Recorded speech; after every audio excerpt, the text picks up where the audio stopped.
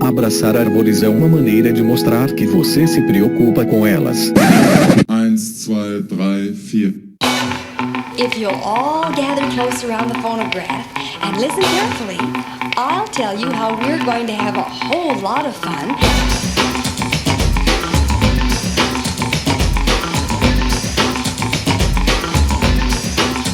Howdy! Aqui é Fernando Lima e este é o Desabraçando Árvores, um bate-papo sem firulas sobre ecologia e conservação, a vida, o universo e tudo mais. E eu estou aqui direto de Uberlândia, Minas Gerais, e comigo está o nosso maravilhoso Biwan Kenobi, o professor Fabiano Rodrigues de Melo, direto de Viçosa, Minas Gerais. Opa! Que coisa boa, alegria demais gravar essa abertura contigo, meu afilhado. Benção, padrinho! Deus te abençoe. Vamos junto em mais uma aventura pelo Desabraçando Árvores. Fala, moçada! Sensacional! É isso aí, pessoal. O primeiro episódio que nós estamos gravando aqui, que não é Que Bicho é Esse, né? Porque nós tivemos já um Que Bicho é Esse maravilhoso esse ano, mas aí o primeiro episódio do ano de 2020 que começa com tudo, né, Bião? Opa, alegria total, só sucesso. 2019 foi a consagração do Desabraçando Árvores. Parabéns, Olha meu aí. afilhado. Muito bom, cara, só notícia Marcando boa. aí a podosfera, sensacional.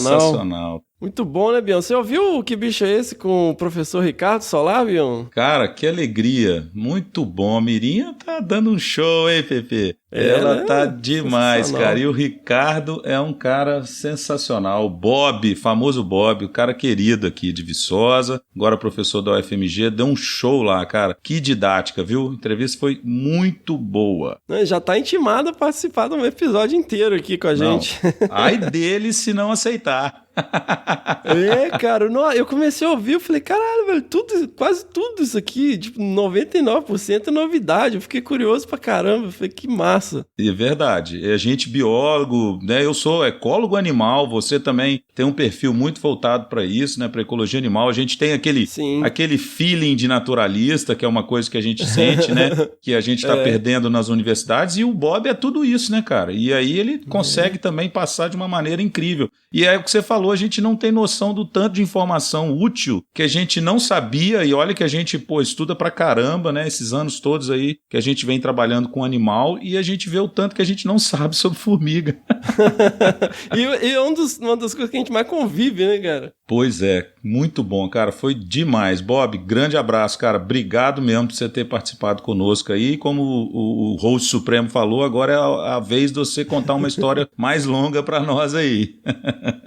E pra quem não entendeu, gente, a gente tá falando do episódio do Que Bicho é Esse, que saiu domingo passado. Que Bicho é Esse, número 32, sobre formigas. Foi muito legal, muito curioso. Vale a pena conferir. Depois de ouvir esse aqui, você volta lá e ouve também. E se não tiver ouvido ainda, né? Sem dúvida. E já que a gente está falando aqui do professor, doutor Ricardo Solar, eu queria aqui mandar um abraço para dona Cotinha Solar. Olha aí.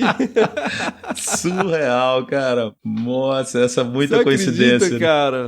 Que a dona Cotinha Solar ouve a gente? Eu fiquei chocado. Muito bom, cara. Grande Maravilhoso. abraço. Um grande beijo aí, dona Cotinha. Muito obrigado por ouvir a gente. Quando a gente tem pessoas como a senhora ouvindo a gente, é o que nos inspira a continuar mesmo. Poxa. É isso aí. E a tia Cotinha original, né? A tia Leia do Fernando. Claro, minha grande tia beijo Cotinha, pra ela. lá de Carangola. Tia Leia, um grande beijo. Aproveitar também, já que estamos falando de tias e donas, vamos mandar um abraço aqui para dona Vânia, que é mãe da Thalita, lá de Patrocínio, Minas Gerais. Muito interessante. A Thalita entrou lá no grupo, né, de WhatsApp do Desabraçando. A gente tem um grupo de WhatsApp lá, galera. Link no post, quem quiser entrar, participar. Tenha paciência, é muita coisa, muita mensagem o dia inteiro. E Não o volume desistam. tá só aumentando, né? Mas fiquem tranquilos que não tem Bom Dia Grupo, né, Bião? É extirpado sumariamente do grupo. E aí eu falei com a Thalita e ela falou, poxa, vou falar com a minha mãe aqui que você mandou uma mensagem. Eu falei, como assim, né? Ela, não, minha mãe ouve, ela gosta. Eu falei, me fala o nome de sua mãe aí que eu vou mandar uma mensagem pra ela. Então aí um grande beijo aí, dona Vânia. Merecido, cara. Continua ouvindo a gente. Muito bom. Bião, e quebrando protocolos, né? Hoje nós teremos um episódio de entrevista com o meu amigo Rafael Chiaravalotti, ele que é biólogo, tem mestrado em conservação da biodiversidade e desenvolvimento sustentável pela Escola Superior de Conservação Ambiental e Sustentabilidade, a ESCAS. E ele é PhD em antropologia pela University College London. Gostou do Agora sim, mesmo. E ele é pesquisador do IP, Instituto de Pesquisas Ecológicas, além de autor de livros, cara. Ele aí que já tem aí 3 livros no currículo. Ele tem um livro lá de 2000, que é o Escolhas Sustentáveis, discutindo biodiversidade, uso da terra, água e aquecimento global, junto com o Cláudio Pádua, né, grande pesquisador aí, vocês podem ouvir ele no episódio 10. Outro livro que ele lançou em 2012, que é o Silvicultura e Biodiversidade, também com o Cláudio Pádua. E, finalmente, em 2015, o homem que salvou Nova York da falta de água e outros 11 mestres da sustentabilidade. É mole, Bião? Que é isso? Agora eu tô super curioso para ouvi-lo um pouquinho. Muito bom. Pensa num cara que escreve. Vai dar um banho de informação para nós. Estou bem ansioso para ouvi-lo. Então fiquem ligados aí, galera, com esse bate-papo sensacional aí com o Rafael. Grande abraço, Rafael. Obrigado aí por ter participado aqui com a gente. É uma honra e um privilégio ter você aqui no Desabraçando e ter você como colega e amigo aí, né, nessa jornada no IP, Instituto de Pesquisas Ecológicas. Muito bom. Bião, temos novidades, né? Vai ter um simpósio agora? Como é que é isso aí? Cara, super novidade. Um simpósio que era uma coisa assim, en passant, de se esperar mais tranquila, mais específica, se transformou num evento nacional, né? É um simpósio que vai ocorrer sobre os muriquis, né? E acabou que o Alberto Queiroz, que é secretário municipal de São José dos Campos, que está organizando esse evento, ele convidou a doutora Karen Stry, da Universidade de Wisconsin-Madison, atual presidente da Sociedade Internacional de Primatologia, minha supervisora de pós-doutorado, uma amiga querida, e ela vai estar lá abrindo, né, junto com o Dr. Russell Mittermeier, que também é primatólogo, esse evento. E o Russell Mittermeier veio, né, exatamente no embalo do evento, no sentido de que do regional a gente partiu para um evento que está ganhando esse cunho, né, nacional, coincidiu com a vinda dele para o Brasil, ele foi convidado, aceitou. Mittermeier é um dos caras mais brilhantes que eu conheço aí em conservação de biodiversidade do mundo, né? Ele é diretor-chefe atual da Global Wildlife Conservation, que é uma ONG internacional, e é o presidente, né? O chair, né? O presidente do grupo de especialistas de primatas da UCN, ou da União Internacional para a Conservação da Natureza. Ou seja, nós vamos estar aí agraciados com 2 figuras internacionais, né? Que é o Mittermeier e a doutora Karen Stry, mas que são brasileiros de coração, trabalham, né? A Karen é especialista em muriquis, o Mittermeier é primatólogo, mas ele também é petólogo e antropólogo físico, tem uma experiência incrível, né? No Brasil, em conservação de biodiversidade no mundo em geral, então é um cara fantástico, vai ser uma grande honra ter essas 2 pessoas. E também os nossos queridos amigos brasileiros, né? Dr. Sérgio Lucena Mendes, que hoje é diretor do Instituto Nacional da Mata Atlântica, o IMA, mas ele é professor da Universidade Federal do Espírito Santo. O Dr. Leandro Jerusalinski, que é coordenador do Instituto Nacional de Pesquisa e Conservação de Primatas Brasileiros, né? O famoso CPB do ICMBio. E o professor Dr. Maurício Taleb, da Unifesp Diadema, coordenador científico do Instituto Pro Muriqui e que trabalha também há mais de 25 anos com o Muriqui do Sul, em São Paulo. Também teremos a presença do Dr. Alcides Piscinati, chefe do Centro de Primatologia do Rio de Janeiro, nosso querido amigo, médico veterinário, né, experiência incrível com primatas, principalmente com conservação ex situ, né, de primatas brasileiros. É um cara sensacional, uma pessoa muito querida, e eu lá pequenininho no meio dessa galera. Até parece, meu. Será que eu já virei gente grande, né, Pepe? Pô, o sonho da gente quando a gente está estudando é virar gente grande, né? Não, a gente não é macaco gordo não, mas a gente quebra um galho, né, meu? Eu já tô quebrando galho de macaco gordo mesmo.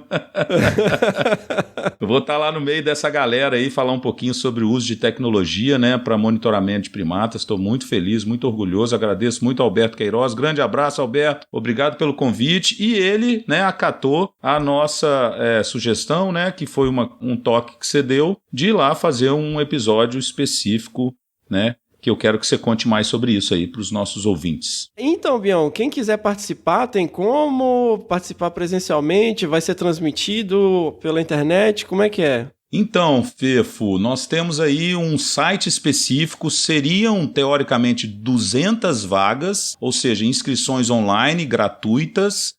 Quem quiser, link no post, mas segue aí rapidinho o site, é www.sjc.sp.gov.br. Lá vai ter mais informação sobre o seminário, né, de muriquis e outros primatas de São Francisco Xavier, que ocorre no dia 20 de janeiro de 2020, ou seja, na semana que vem, de 9 às 12 e das 14 às 17h30, no auditório da MF Mercedes Rachid Edvardes, no distrito de São Francisco Xavier, São José dos Campos. Olha isso, literalmente no habitat do Muriqui do Sul. Então, olha aí. Muito bom, é um evento fantástico e a gente está com uma expectativa grande, né, de receber as 200 pessoas. Então, galera, quem não fez a inscrição, tá a fim de participar, corre lá, se inscreve. Eu ainda tenho expectativa de que tenha vaga ou que é possível talvez aumentar o número de vagas, portanto o número de inscritos. Então corre lá, né, faça aí sua inscrição online. Eu não tenho certeza se nós vamos ter transmissão online, mas com a presença do nosso querido host supremo, eu acho que a gente consegue aí, hein? O que você acha, Pedro?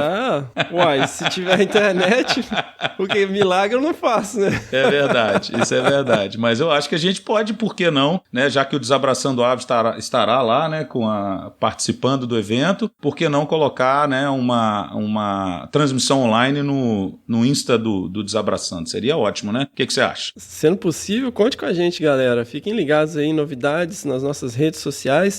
E falando em redes sociais, né? Nosso perfil lá no Instagram, que é o @desabrace. Também temos a nossa página no Facebook, que é o Desabraçando Árvores Podcast. E também uma continha lá no Twitter, que é menos barulhenta, mas também tem umas coisinhas lá de vez em quando.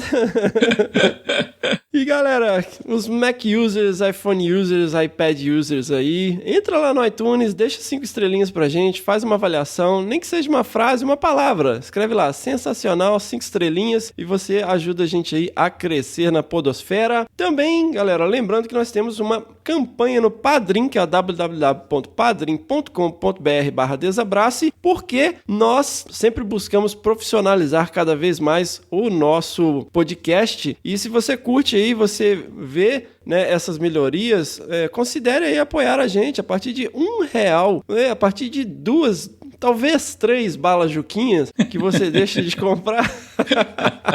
Você pode apoiar esse projeto aqui, galera, e é muito importante, né? A gente já atingiu, tá bem próximo da nossa meta, que é para decupagem, ou seja, para limpar as faixas de áudio aí com o nosso maravilhoso editor de áudio, que é o Senhor A. E a nossa meta no longo prazo é de realmente terceirizar toda a edição de áudio, como já é feita para o Que Bicho é Esse? O Senhor A me devolve já um arquivo prontinho, bonitinho, que eu subo lá e vocês ouvem. E no final ele já faz um jabazinho, né? Adorei aquele jabá dele. Muito bom. Galera, mas, poxa, considerem aí, é muito importante pra gente, né? Se vocês gostam do projeto, vocês acham isso aqui informativo, vocês são generosos em perdoar as bobagens e os xingamentos que a gente faz.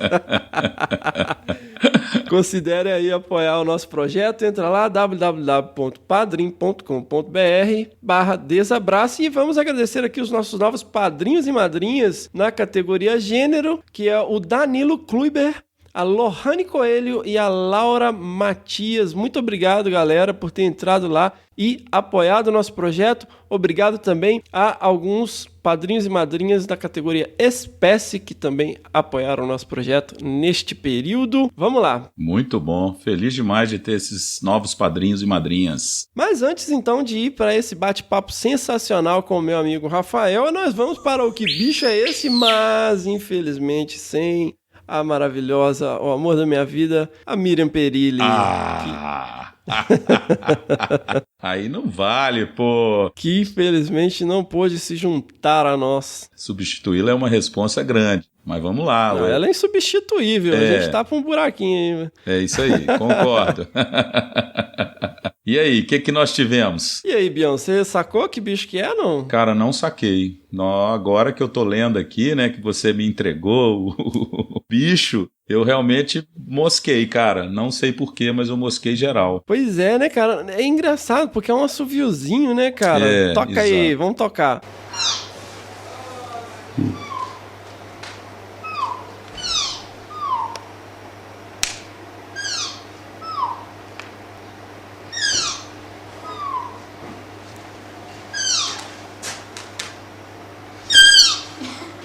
olha aí, bicho, é um assoviozinho, cara, parece um bicho pequeno, parece até um passarinho, né? Muito sutil e lembra um passarinho, exatamente. Então, é aquela coisa de você estar com o ouvido bem treinado. Cara, quem trabalha no campo, que está sempre ouvindo anta, né, nos censos, né, claro, quem trabalha com a espécie, ok. As pessoas que a gente normalmente vai para o campo, que conhecem bem o animal também, né, mateiro, eles têm um feeling, né, de resposta rápida ao ouvir o bicho. Mas eu, particularmente, ouvi muito pouco na minha vida. Então, eu mosquei geral, cara. Incrível. Mas essa que é a parada que eu sempre achei legal da gente pensar no que bicho é esse, que foi... Eu lembro quando eu tava na graduação, você arrumou um CD que vinha junto com o livro da Emmons, né? É o verdade. livro da Emmons, pra quem não conhece, é um guia...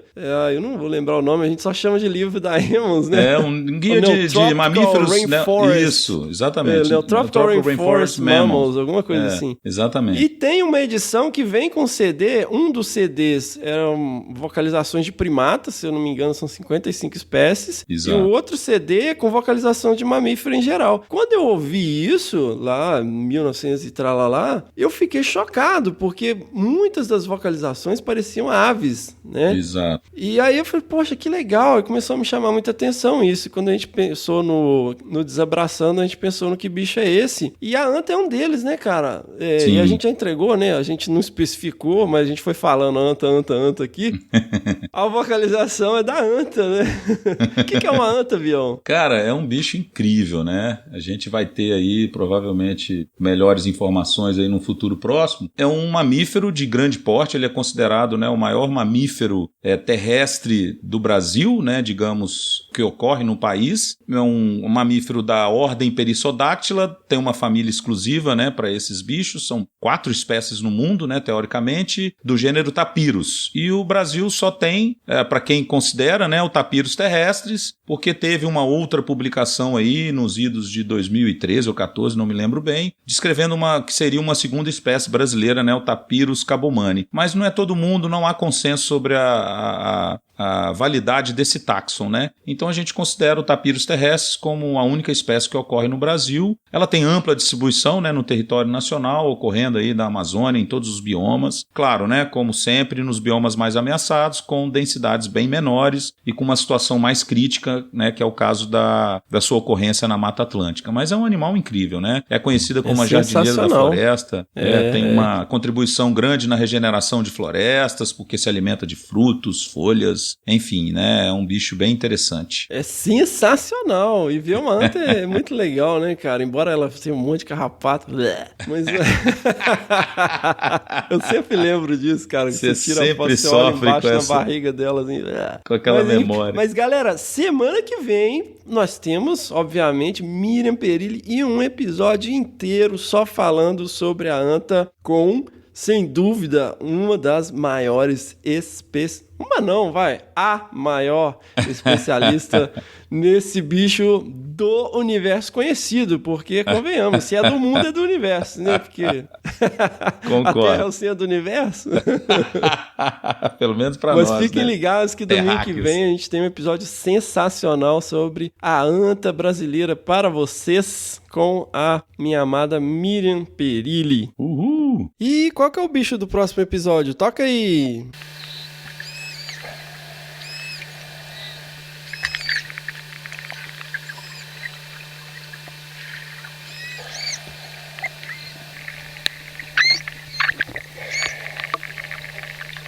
Lembrando sempre, galera, que se você souber que bicho é esse ou desconfiar, mande aí seu e-mail para bicho@desabrace.com.br. Seguimos então para este episódio sensacional. Benção, padrinho. Deus abençoe, meu querido. Valeu. Obrigado pela oportunidade. Beijo pra Mirinha, pras crianças. Beijo, galera. That was fun. Let's do it again.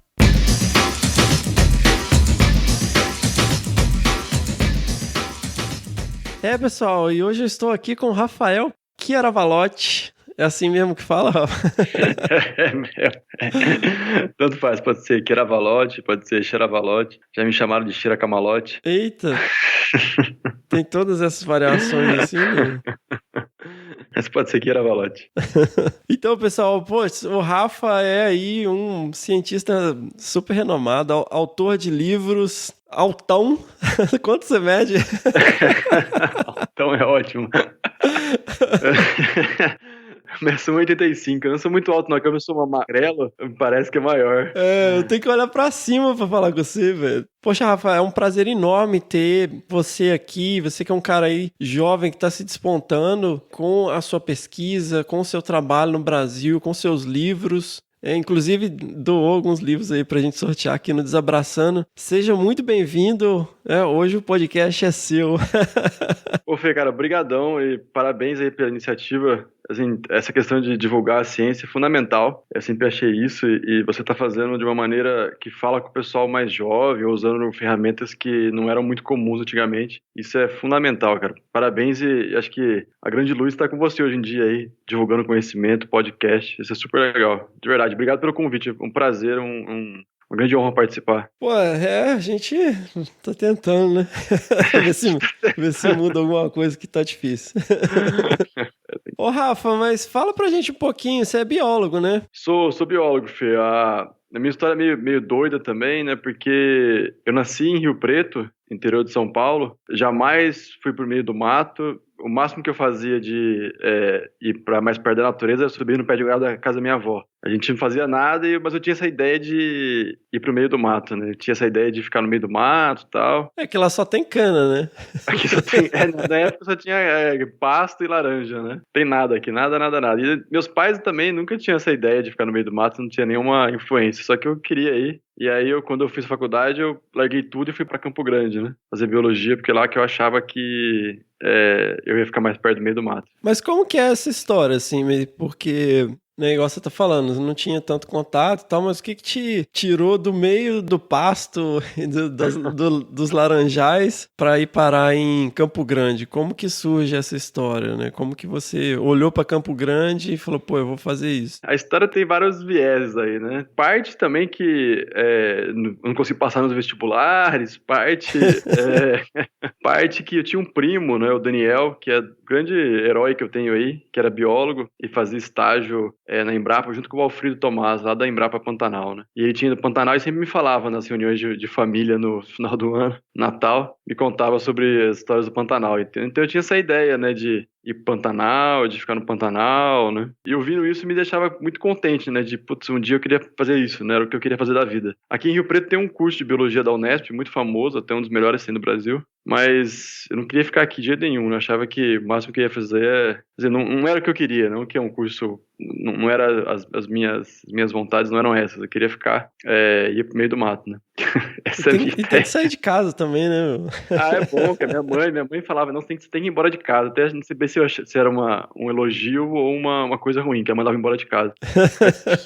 Aí eu fui pra Campo Grande e eu cheguei lá completamente despreparado, né? E tá, aí você foi lá pra UFMS. Passei na UFMS.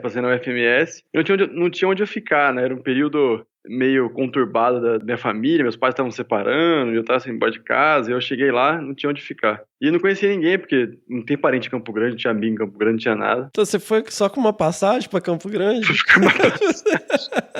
Cara, nossa senhora, que loucura. Às vezes a gente olha pra trás, né, e fala assim, putz, como é que você faz essas coisas na vida, né? Eu fui pra lá e não tinha onde ficar, e aí eu procurei um lugar, procurei em outro. Meu pai tinha um amigo e que o apelido era Zé Louquinho. Na época eu devia ter prestado mais atenção no apelido dele, né? Ele tinha uma filha que morava em Campo Grande. Uhum. E aí meu pai ligou pro Zé Louquinho e a filha falou, tem um sofá aqui em casa, você pode ficar no sofá aqui, né? O tempo que você precisar. E aí eu fiquei no sofá na casa dela durante 2 meses, né? Dormindo no sofá. O bom e velho sofá, hein? Pô, muitas histórias aqui no nosso podcast começam com sofá, dormindo no sofá na casa de parente, né? Só que o sofá não deu muito certo, porque eu tava mexendo um dia no quarto, né? E da casa dela, e aí ela falou, Rafael, à noite vieram falar comigo aí, a Sara veio falar comigo que ela não gosta que mexe no seu sofá, no sofá dela, né? Aí eu falei assim, como assim a Sara, né? É a dona do prédio? Falou, não, a Sara é o espírito que mora com você ali no sofá. Eita! Ela disse que não gosta que mora lá. E aí fiquei eu, a Sara e a menina lá uns 2 meses. E você viu a Sara? Você trocou uma ideia com ela? Ou não? Graças a Deus. Nossa, eu rezava tanto toda noite pra não ver a Sara. Morrendo de medo, cara. E foi assim meu começo em Campo Grande, né? Uhum. Não tinha onde ficar, fiquei no sofá e fui e fui tentando me virar, né? E aí você começou a graduação lá. Comecei a graduação, né? E tentando entender a cidade, que é muito diferente e tal. Eu tinha umas histórias que minha mãe contava, que quem ia pro Mato Grosso voltava morto. Eita! No final eu comecei a entender um pouco isso. Até a minha própria pesquisa se misturou um pouco com as histórias pessoais da família, né? Uhum. Mas então, eu comecei a trabalhar isso em Campo Grande, comecei a fazer a faculdade em Campo Grande, né? Eu achei uma kitnet, que eu morava sozinha, pelo menos até onde eu sei, né? A Sara não foi comigo. Vai que, né? E aí eu comecei a trabalhar e mandei um e-mail pro Valfrido, né? Que era da Embrapa, que meu primo tinha indicado, né? Fazer estágio com ele. E até, acho que era o começo do e-mail, não sabia mexer e-mail, o Valfrido guardou o e-mail até hoje, dizendo que foi o pior e-mail que alguém já mandou pra ele na vida, né? Ô, louco. Era e-mail do Ball, não? E-mail do Ball, Brasil Online. Que era, assim, tô aqui em Campo Grande, quero fazer estágio, né? Esse era o e-mail? Mais ou menos assim, né? Acho que, sei lá, nem me lembro do e-mail, sei que foi o pior e-mail que ele considerou, até hoje que recebeu. E acho que de tamanho surpresa do e-mail, ele resolveu me aceitar, né? E eu fui pro Pantanal, eu fui logo no primeiro ano da faculdade, eu fui pro Pantanal, eu queria ir, né, fazer estágio e tal, mexer com ele. Tinha algumas coisas de rádio colar, a Embrapa tem uma fazenda na Ilmirim, que é numa região lá da Iacolândia, do Pantanal, né? Uhum. E aí, na época, hoje em dia nem tanto, mas na época tinha bastante trabalho na região, e a gente trabalhava bastante lá com tivesse tipo de coisa, com veado, com pegada, principalmente, né? Aí eu fui a primeira vez fazer isso, né? Trabalhar com rádio colar com mamífero. Só que também, quer dizer, o menino que cresceu no meio da rua, né? Não tinha nem noção de meio de mato, cara. Nossa senhora. Eu voltei roxo de picada de pernilongo, arranhado. Eu não sei como eu não morri essa vez. Mas tudo então, bem. aí você foi participar de uma pesquisa que ele estava desenvolvendo lá. Esse tipo é monitoramento, né? Que você captura os animais, coloca rádio colar, que no caso, para quem não está familiarizado, é uma coleira, né? Com um transmissor, imagino que na época era de VHF, ele emite um pulso. E aí você, pela direção do pulso, onde ele fica mais forte, você consegue dizer a localização do animal. É isso, né, Rafa? Exatamente isso.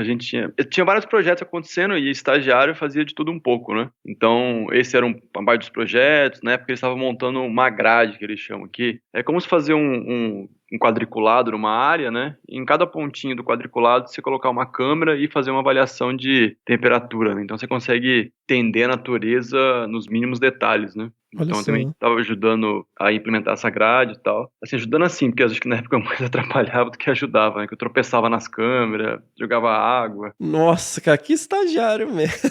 Era o pior estagiário do mundo, cara. E na verdade eu só fiquei no estágio porque a gente estava andando e ele estava me contando que eles estavam procurando um tatu do rabo mole, que era um tatuzinho que nunca ninguém tinha visto no Pantanal, alguém tinha achado lá em cima, né, numa região do Pantanal, e talvez existisse essa espécie no Pantanal, que não tinha registro, né. Cara, e aí passou 2 segundos e falou, um tatu aqui. Ele falou, meu Deus, eu tô Aí eu achei um tatu. E aí ele achou que talvez dava sorte pra achar coisa. Foi meu primeiro artigo publicado, foi esse tatu que a gente achou aí, no tatu do rabo mole no Pantanal. Olha aí. Por isso que eu fiquei, se fosse pelas minhas habilidades, não teria ficado. Depois desse estágio, a gente ficou 2 meses no Pantanal fazendo contagem de distance, né? Então você faz uma linha reta, né? Um transecto, e vai contando quantos bichos você vê naquela linha e vê a distância deles em relação àquela linha, né? Através de uma análise estatística, você consegue estimar o quantos bichos tem ali dentro. No caso, a gente estava vendo com um veado campeiro. Né? A gente teve até umas discussões aqui em alguns episódios passados sobre que era a moda, né, do final dos anos 90 e início dos anos 2000, todo mundo fazia transecto, né, que é justamente igual você falou, né, você percorrer trilhas a uma velocidade bem baixa, tirando a distância dos animais da trilha, e você cria um retângulo gigante, né, depois de um tempo, e aí você tem uma área, né? Então é o número de indivíduos por área, de várias espécies. E o que a gente estava vendo naquela época é que estava começando a implementar no Pantanal pastagem exótica. Então a gente estava desmatando algumas áreas para colocar pastagem que não era da região, né? Uhum. A gente estava vendo. E como o veado campeiro é um bicho que come, teoricamente, pastagem, né? Um dos argumentos é que isso não afetaria o veado campeiro, até aumentaria a população, pelo menos os argumentos dos fazendeiros, né? Que os bichos iam comer as pastagens que estavam colocando e aumentar a população dele. A gente mostrou que não, né? Que nas áreas que tinham pastagem natural tinha muito mais bicho que nas áreas que tinham pastagem exótica. Ou mesmo nas áreas que não tinha... Nas áreas que tinham floresta, tinha mais bichos do que nas áreas desmatadas. Era pra mostrar isso, né? Que o desmatamento afetava essa população desse bicho. É que não é simplesmente ter capim pro bicho, né? Tem outras coisas envolvidas. Basicamente, o artigo era esse. Antes de ficar nesses 2 meses do Pantanal, que era o meu sonho, né? Eu comprei uma bota nova pra ir pra campo. Aí, em 2 dias usando a minha bota nova, né? Que eu não tinha testado antes, fez uma bolha no meu pé gigantesco. E aí, essa coisa de água, terra, e foi cavucando meu pé e foi fazendo um buraco. Nossa. E até hoje eu tenho esse buraco no meu pé, né? Ô, louco, que isso, cara? Virou uma ventosa no meu pé gigantesco. Então, assim, total inexperiente, mas eu fui aprendendo, né? Fui ficando no Pantanal, e fui entendendo, fui convivendo com as coisas, né? E cada vez eu fui me envolvendo mais, né? Em relação ao trabalho no Pantanal. E as coisas foram aumentando também. Acho que na época eu comecei já a entender que, se você pensar em conservação, a questão era muito mais complexa do que simplesmente contar animais, né? Você tinha pessoas envolvidas, você tinha interesses econômicos envolvidos, né? Eu acho que na época a conservação já andava de maneira um pouco diferente, assim, que eu já começava a desconectar da ecologia simplesmente para ser uma coisa muito mais multidisciplinar. E aí, quando eu estava acabando a faculdade, o Valfrido falou, eu queria fazer mestrado, continuar o trabalho, né? Ele falou, tem esse mestrado que eles estão criando no IP, que é uma ONG muito legal, não sei o que lá, né? Só que é pago, né? Aí eu falei, não, vocês estão doidos, vocês não vou nem a pau fazer mestrado pago. Já não basta sofrer na graduação, né? Tem que pagar mestrado. Além de pagar o mestrado, eu paguei a língua também, né? E foi uma das grandes mudanças da minha vida, cara. Teve várias coisas aí que na época estavam acontecendo, eu tava cansado de morar em Campo Grande, né? Queria conhecer outras coisas. E, na verdade, eu ia fazer mestrado no Rio de Janeiro. Na verdade, tinha esquecido dessa história. Eu tinha encontrado um professor do Rio de Janeiro lá, num curso que eu tinha feito.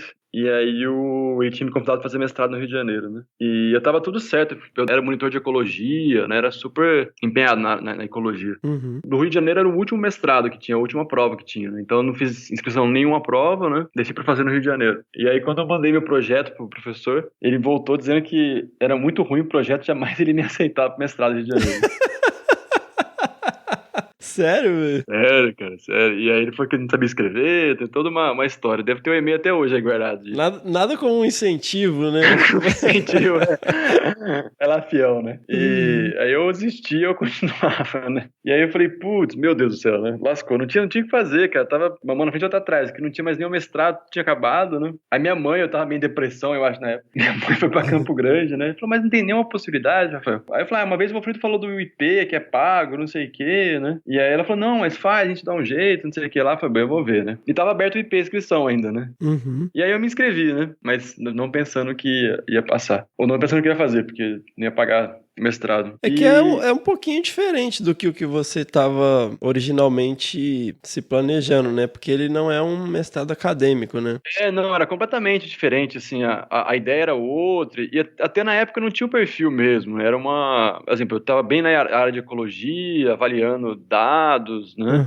E o IP, na época, eu estava propondo alguém que já trabalhasse na área, que tivesse uma ideia mais multidisciplinar, né? Então era uma outra perspectiva de público, né? E realmente não era um público mais. Então as coisas não estavam muito bem, mas tinha essa ideia, né? E em Campo Grande, no mestrado em Campo Grande, que era bom mestrado lá, acho que hoje em dia é 6 ou 7, alguma coisa assim, a nota do mestrado. A Miriam fez mestrado lá. Fez lá, é verdade. Em Campo Grande, ninguém passou na prova, né? Acho que passaram 2 pessoas, né? Nossa! A prova estava muito difícil, então eles reabriram a prova do mestrado em Campo Grande, né? E aí eu tinha a chance de prestar de novo, né? Que eu não tinha prestado, né? E aí eu prestei, né? Em Campo Grande. E aí no IP, né? Eu fui fazer a prova e eu tirei, na prova de inglês, eu tirei 7. Provavelmente eu tirei menos, mas deram uma coxambrada pra 7, porque 7 era o mínimo, né? E aí na entrevista eu passei em último, né? Na entrevista, no mestrado do IP. Mas consegui passar, pelo menos. E em Campo Grande eu passei em primeiro, no mestrado. Olha aí. E aí eu fiquei, cara, eu fiquei um mês pensando nessa dúvida, sabe? O que eu faço da vida, né? Eu pago mestrado em Campo Grande, ou no IP, ou eu faço em Campo Grande e tal. A coisa não conseguia caminhar pra nada, né? E aí, eu mandei um e-mail, cara, isso foi muito legal, assim, foi uma das primeiras vezes que alguém me deu uma luz, sabe? Até hoje sou grato pro Cláudio e pra Suzana. Cláudio e Suzana Pádua. Cláudio e Suzana Pádua, que eram os fundadores do IP e depois também um dos idealizadores do mestrado no IP, né? Contando a minha história, né? Contando que eu tinha passado no mestrado em Campo Grande, que eu não ia pagar nada, e na verdade eu ia receber uma bolsa, né? E depois eu ia E eu tinha essa oportunidade de fazer no IP também, que eu tinha passado, mas eu não teria bolsa porque eu tinha passado em último, né? E eu falei, o que eu fazia, né? E eles me ligaram, cara, eles me ligaram. Falaram, Rafael, passa o telefone, a gente vai te ligar. E eu conversando com eles, puta, foi uma grande inspiração pra mim, sabe? Eu falei assim, mas eu não sei muito bem o que é que vocês querem. Eu falei, não, mas se você gosta do que você faz, as coisas vão dar certo e tal, né? E me convenceram de desistir de Campo Grande, né? Da bolsa em Campo Grande e ir pro IP, né? O Cláudio consegue fazer isso com qualquer um. Você ouviu o episódio com ele? Eu vi, cara, foi super legal, super legal. E depois de uns anos, né, eles até publicaram um artigo numa revista normal, não foi científica, né? Contando um pouco essa história, que eu desisti do mestrado lá em Campo Grande para fazer o mestrado no IP, né? Que é uma coisa meio impensável, né? Você é da primeira turma, Rafa? Segunda turma. E era uma coisa que estava bem no início ainda, né? Era bem no início, a gente ficava lá internado no IP, né, que era uma fazenda, não era no IP, era uma chácara do lado do IP, ou perto, não era do lado, e sítio do Douglas. E a gente ficava lá internado uma semana, 2 semanas, tendo aula constantemente, né, então não era modular, integral, e ficava internado na fazenda, né. E aí eu fui, aí depois que eu li esse artigo que eles escreveram, eu falei, puta, será que eu fiz besteira? Será que era tão doido assim na época, né? Mas enfim, foi uma das primeiras coisas que mudou minha vida, né, porque se eu tivesse ficado em Campo Grande, provavelmente milhares de outras coisas que aconteceram, excelentes que aconteceram comigo, jamais teriam acontecido. Então foi a primeira luz que me deu aí de mudar a minha vida, né? Foi a primeira mudança que eu fiz grande na minha vida, que saí de Campo Grande, né? E fui fazer mestrado no IP, né? Você não teve nenhuma reflexão, assim, entre... eu vou direto pro mestrado, ou vou seguir carreira profissional, ou vou estudar para fazer um concurso, ou vou abrir uma empresa, ou vou, sei lá, abrir uma padaria... Você não teve nenhuma reflexão nesse sentido? Você falou, quero fazer mestrado, é isso aí. Na época do mestrado eu não tive, não, assim, em relação a... Eu sabia que eu não queria, né? Então eu tinha feito, por exemplo, alguns levantamentos de fauna, né? Pra consultoria, né? E isso não é uma coisa que eu não queria mesmo, né? De jeito nenhum, né? Da aula também, pra escola também não era uma coisa que me atraía muito, né? E eu gosto dessa coisa de pesquisa, sempre gostei, né? De curiosidade, descobrir coisas novas, né? Isso era uma coisa que me atrai bastante. Depois eu tive bastante. Mas na época do mestrado, eu não tive, não. Queria continuar estudando, pesquisando, achava que era uma coisa legal de se fazer. Assim, continuar alguma coisa na pesquisa, né? Uhum. Meus pais são acadêmicos, né? Os dois. Meu pai é professor da USP, né? E minha mãe é professora aqui da FAMEP, que é uma faculdade de medicina estadual de Rio Preto. Qual que é a profissão deles, Rafa? Então, um é engenheiro sanitarista, né? Então ele trabalha com essa parte de medicina social, tal, medicina preventiva, né? Ele é engenheiro, meu pai, mas trabalha com essa parte de... Ele trabalha com dengue, principalmente. E minha mãe é socióloga, né? Trabalha com essa parte de medicina social, preventiva, né? Então não devia ter nenhuma pressão pra você seguir carreira acadêmica, né? Coitado do meu irmão, cara, que seguiu a carreira de empresário e passou por uns bocados, mas tá bem melhor que eu, te garanto.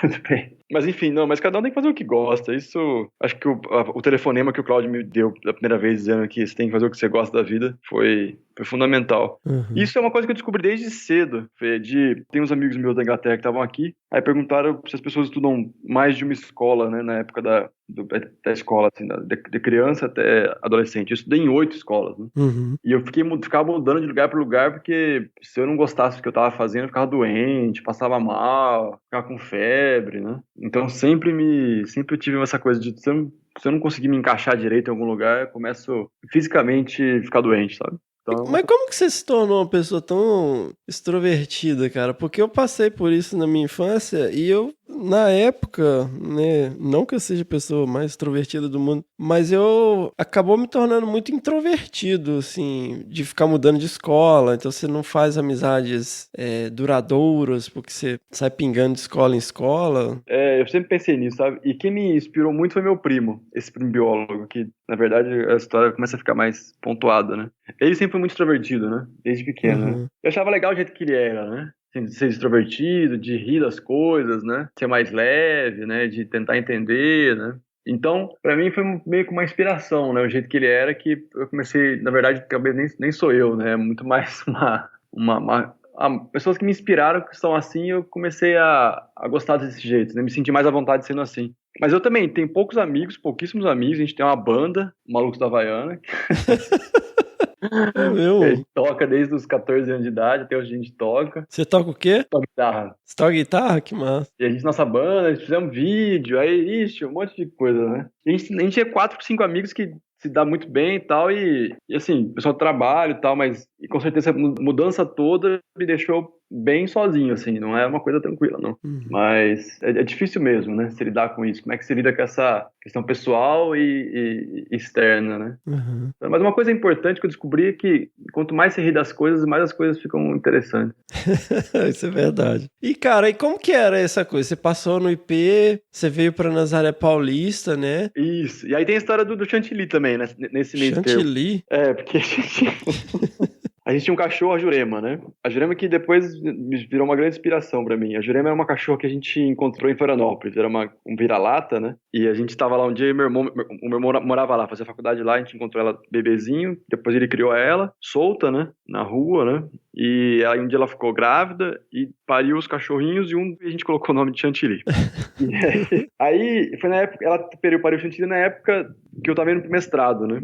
Então eu levei o Chantilly comigo pra fazer mestrado no IP. Foi eu e o Chantilly no carro, né? E falei, bom, eu vou pra essa fazenda, eu vou ficar indo com o Chantilly. Só que o Chantilly desenvolveu um gosto inigualável por galinha, né? Então ele acabou com as galinhas da fazenda do IP, lá, da chácara do IP. E mordia todo mundo, e foi o pior cachorro do mundo nessa época, né? E hoje no IP é proibido levar animais domésticos, né? Ah, mas não é só por isso, não, pode ter certeza. Mas era um grande companheiro meu, mas ele foi o pior cachorro, que eu chamava ele, nunca vinha, meu Deus do céu, era o terror. Mas era legal, cara, no IP, eu ficava aí no IP, né, e a gente ficava estudando bastante, tinha a Ana, né, o Renato também, que é um grande companheiro também, que ficava no mestrado, e na atividade, que era na Perona, eram 4 pessoas só. Ah, era uma turma bem pequena, né? Super pequena, tinha pouca gente. E a gente foi estudando, desenvolvendo, era uma turma muito disciplinar. O Renato era formado no ITA, a Ana era antropóloga, eu biólogo, né? A atividade era bióloga também, então era muito disciplinar. E a gente ficava lá com os cachorros, né? Eu montei uma academia, né? Então, Rafa, aí vocês ficavam, na verdade, assim, num regime bem fechado, né? Pensando, o Cláudio tinha essa proposta, né, dos estudantes ficarem vivendo no campus, né? Interagindo, estudando. Como que era essa rotina? E vocês eram só 4, né? A proposta era muito bacana, né? Porque permitia que a gente vivenciasse, tinha tempo de... Porque o conhecimento é muito essa questão de você amadurecer o conhecimento, não é você só ler um livro hoje que já tá sabendo as coisas. Eu acho que a questão de você entendendo e remoendo e conversando, né? Então dava oportunidade de a gente fazer isso, né? Eu acho que dava esse tempo de amadurecer o conhecimento, né? Isso era muito bacana, né? Foi muito importante. Acho que para a carreira de todo mundo que fez esse mestrado, sabe? Mudou muito a nossa vida em relação a isso. Então, a ideia é que a gente tinha 3 ou 4 aulas por semana, de pessoas que trabalhavam na área, uma aula de 1 ou 2 dias, depois tinha aula de estatística e ecologia. Assim, criou uma base muito boa de estatística, né? Na época a gente aprendeu a mexer no R e tal, que eu não sabia, né? Então, isso foi muito legal. Bacana mesmo. E é legal ver com as pessoas, você cria uma intimidade e tal. E como a gente estava conversando, eu nunca tinha poucos amigos, então foi bom conviver com pessoas que eu não conhecia 24 horas por dia. E na época a gente tinha que decidir o que a gente ia fazer de mestrado, né? Fazer o produto final de mestrado, né? Que essa era a ideia. E aí um dia veio o Guilherme Leal, né? O IP estava construindo o prédio do IP, que era uma parceria com a Natura. Aí o Guilherme Leal veio visitar o IP, e aí uma das conversas que eles estavam conversando é sobre o investimento que ele tinha feito no IP. Que ele falava que ele tinha feito bastante coisa e não conseguia enxergar os resultados que aquele investimento tinha dado, né? E o Cláudio falou, mas a gente investiu em pesquisa, a gente investiu no conhecimento científico, a gente entende muito melhor a questão do desmatamento, entende muito melhor a questão de como é que a gente pode reflorestar, as maneiras de reflorestar, como é que os bichos se comportam, né? E o Guilherme Leal falou, mas eu não li artigo científico, né? Eu não sei desse conhecimento que vocês estão produzindo. E aí ficou aquele... O IP fez muita coisa, né? Não era a questão que o IP não tinha feito com o investimento, né? Que o Guilherme Leal tinha feito no IP. Mas a questão é que parte daquele conhecimento tinha sido publicado em forma de artigo científico. E um cara como o Guilherme Leal não lia artigo científico, que é de todo super compreensível. Mas isso é fantástico, cara. Mas isso é fantástico. Essa é a crise que a ciência está passando hoje, né? Inclusive, a gente criou esse podcast numa... Né, lógico que a gente não vai mudar esse cenário, mas eu acho que quanto mais gente tentar comunicar, melhor, né? Porque é o que ele falou, eu não leio artigo científico. Isso me lembra uma cena daquele filme O Que É Isso, Companheiro? Não sei se você já viu. Já, mas... Que conta a história lá do sequestro do embaixador, que tem até um Pedro Cardoso, faz o papel do Gabeira. E tem uma cena, cara, Sei. que... Eu vou falar tudo errado, na verdade, mas é o que eu lembro, né?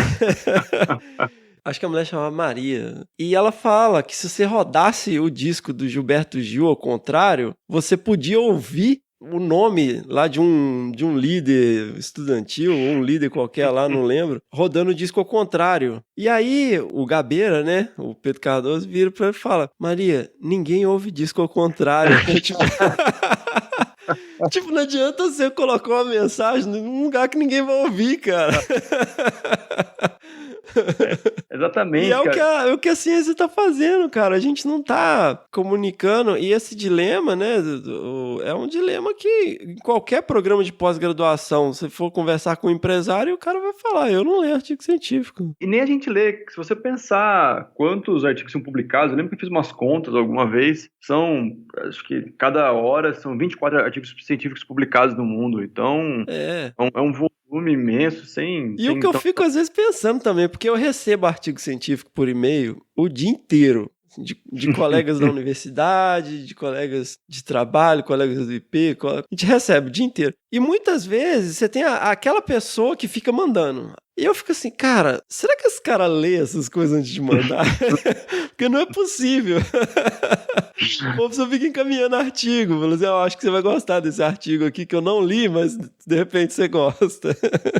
É basicamente como é que funciona. Mas é uma loucura. Eu prometi pra mim mesmo, falei, eu só vou encaminhar artigos que eu leio. É uma loucura, a gente não lê algumas coisas. Eu tenho uma autocrítica. Hoje em dia, depois que eu acabei o doutorado, eu sinto uma saudade grande do doutorado por causa disso mesmo, porque eu conseguia ter tempo de ler as coisas e tal. Mas hoje em dia é um volume tão grande de coisas, a gente que trabalha na área não consegue ler, né? E depois eu fiquei pensando sobre isso, né? Por exemplo, tem um pessoal de Cambridge que está tentando fazer um big data de artigos científicos que falam sobre conservação e como é que você responde as coisas, né? Então, o que funciona e o que não funciona na conservação, tentando sumarizar isso, né? E eles falam que o trabalho deles é muito grande porque é muito artigo científico que eles têm que ler para poder ver o que está acontecendo. Às vezes as pessoas replicam o trabalho ou picotam o trabalho, principalmente, né? Para publicar em várias revistas, né? Então o Salame Science. Salame Science. Você vai fatiando a mesma pesquisa.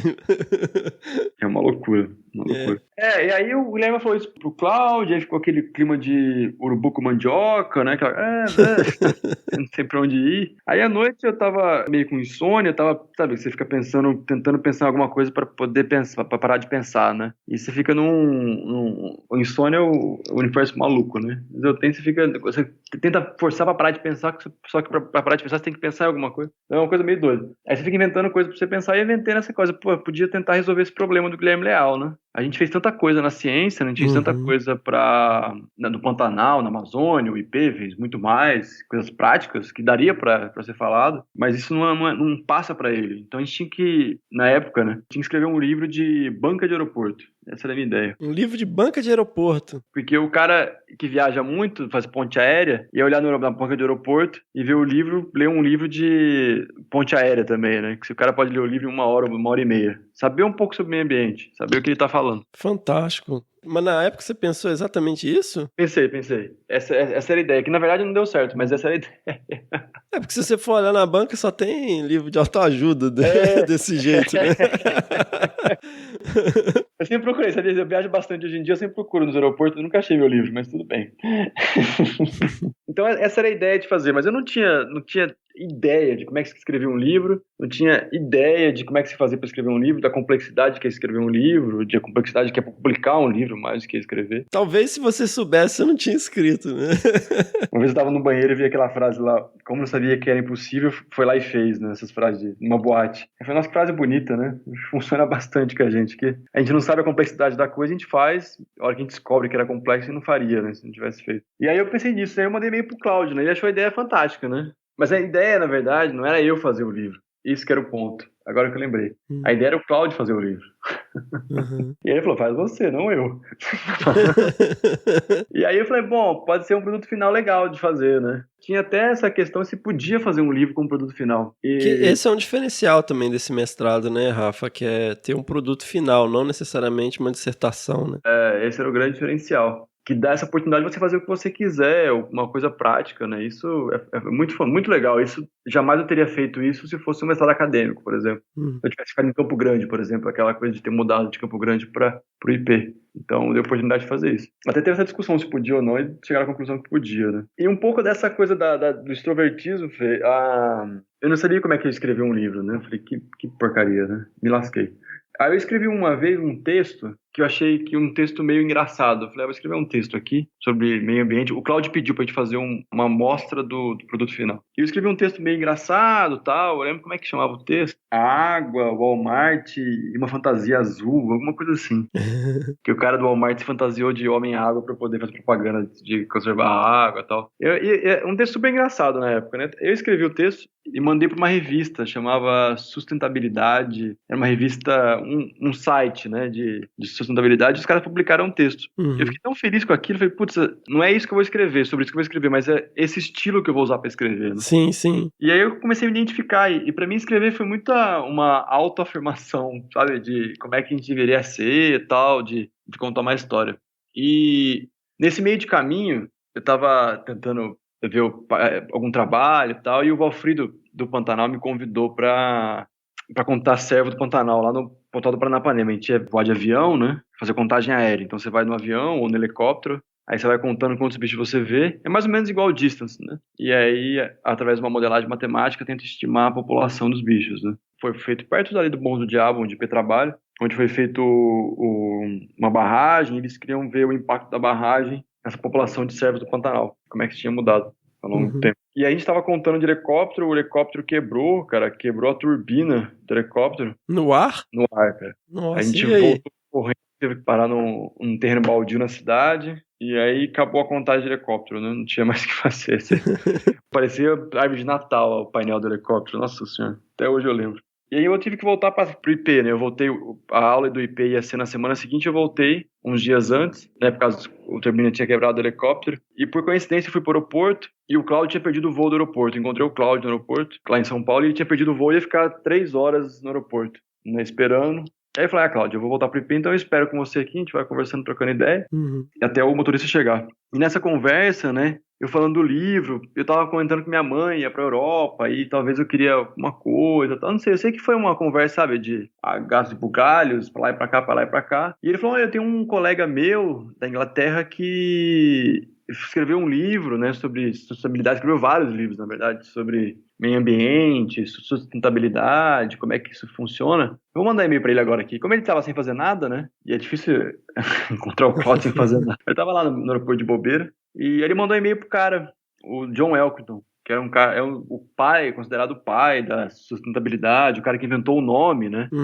Ele é um dos grandes teóricos dessa ideia e ele publicou vários livros de divulgação científica. Ele mandou um e-mail pro cara e o cara respondeu dizendo que me aceitava como estagiário nesse momento, né? E aí eu jamais tinha saído fora do país, né? Jamais. O máximo que eu tinha ido era comprar muamba no Paraguai. Aí depois de um mês, cara, foi super rápido. Ele mandou um e-mail, eu comprei a passagem e tava indo pra Inglaterra até. Aí quando eu cheguei lá 10 dias antes, ele, assim, foi bem confuso eu conseguir ir pra Inglaterra nesse período, né? Então, do livro, resolvi fazer o livro, esse estágio com o John Elkington na Inglaterra. Aí foi, ele não aceitou mais, depois aceitou de novo, foi bastante confuso, né? Eu achei que eu cheguei lá, a mesma situação que Campo Grande, não tinha onde ficar. Nossa, que cagada, né? Desculpa, não posso falar essas coisas, mas enfim. Pode sim, aqui pode.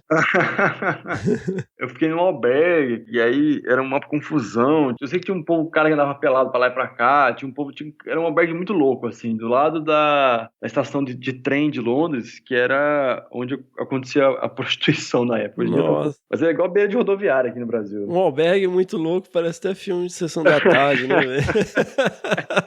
Mas, ô Rafa, eu acho legal também enfatizar, cara, essa questão das oportunidades, sabe? A gente tem muitos ouvintes que são estudantes aí, que estão na graduação, no mestrado ou no interstício aí, entre também, e também de doutorado, que é o que muitas vezes eles chamam de elevator talk.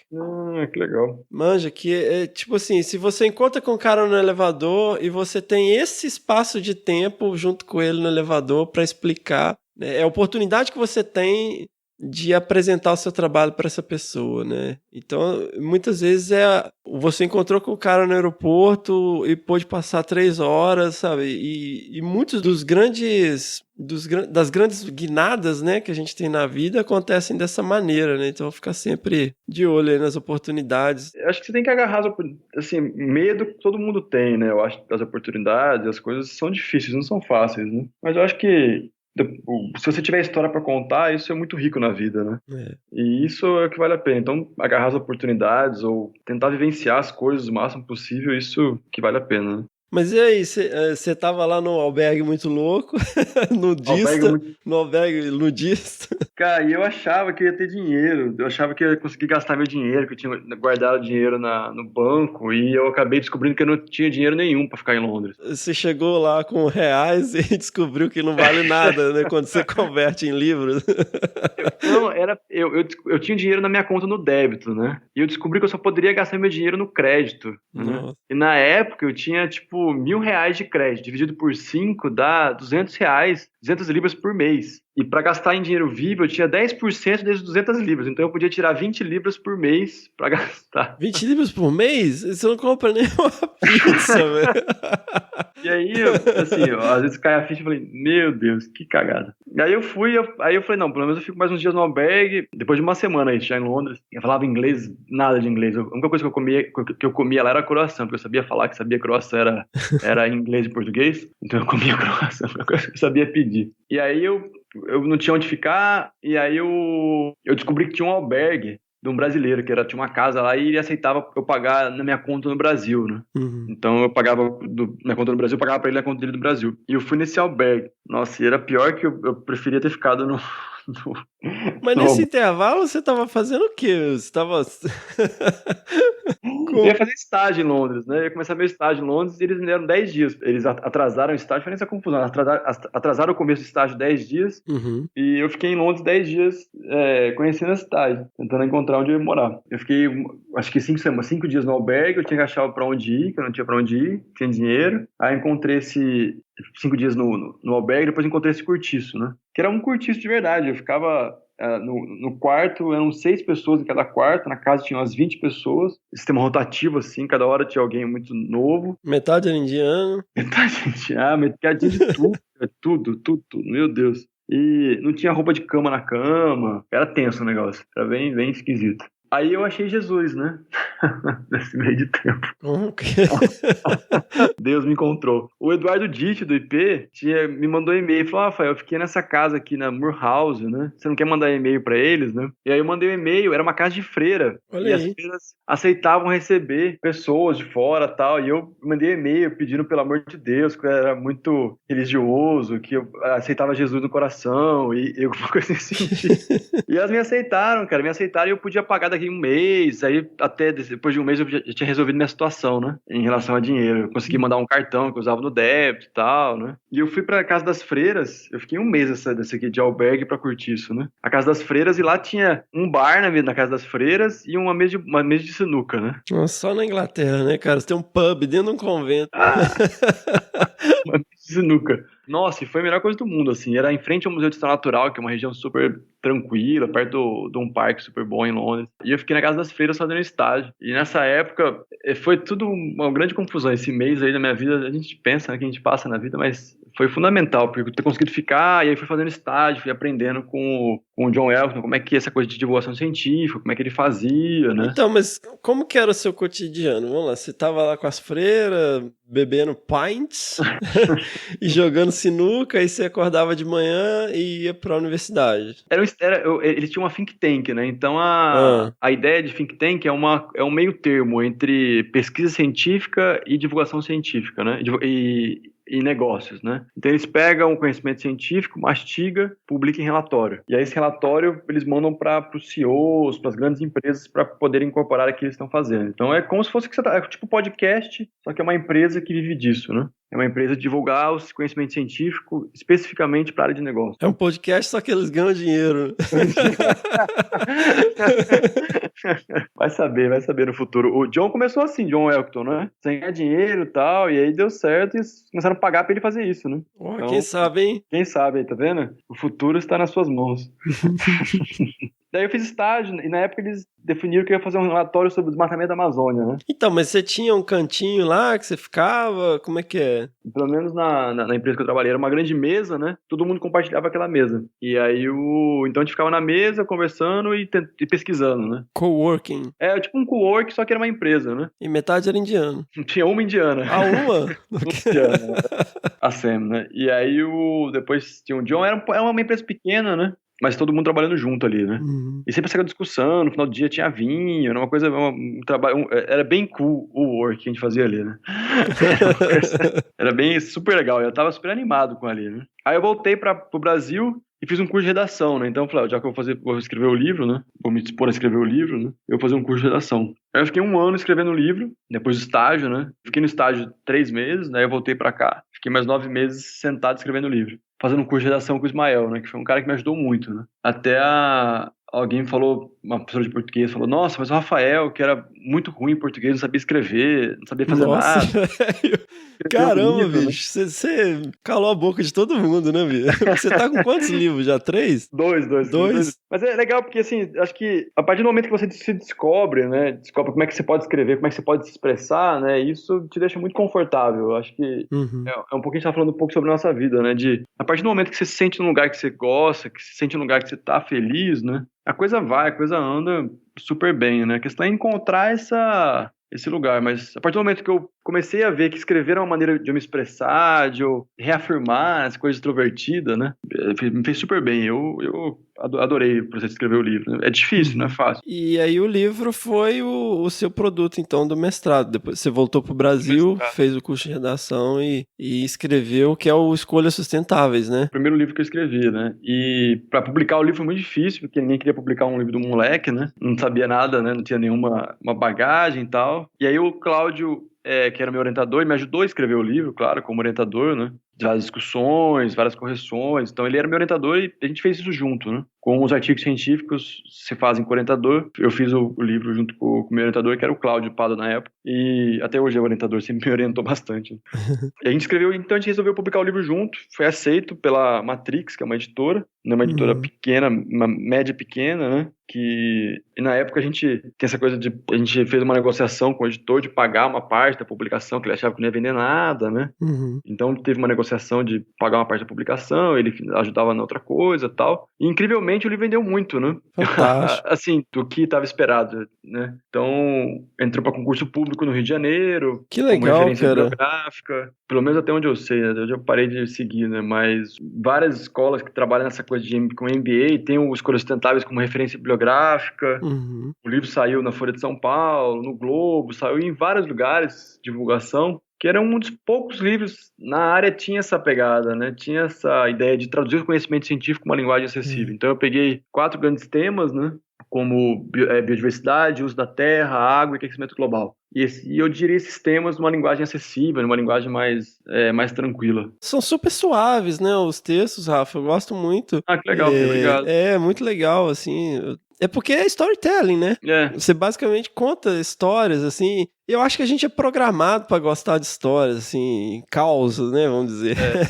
Meu bisavô contava muita história. É tão legal contar história, né? E como é que você vai e volta, as coisas acontecem, né? Eu sempre contei muita história e é legal contar história. Eu acho... Aprendi muito com minha família, porque no interior, né, dessas coisas todas. Então, essas histórias do Mato Grosso, que as pessoas voltavam mortas do Mato Grosso, que não sei o quê.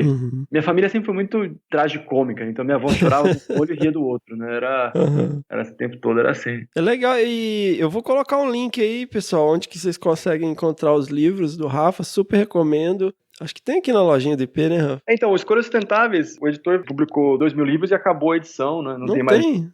Mas você pode comprar no Sebo, e algumas livrarias ainda tem. Tá. E depois de um tempo, quando eu tava fazendo doutorado, vou contar outro livro, tava bem de saco cheio de doutorado, aí eu resolvi escrever o segundo livro. Então, mas aí você, né, volta pro Brasil, entrega o seu produto final, e aí como que fica? Você entrou em depressão pós-dissertação?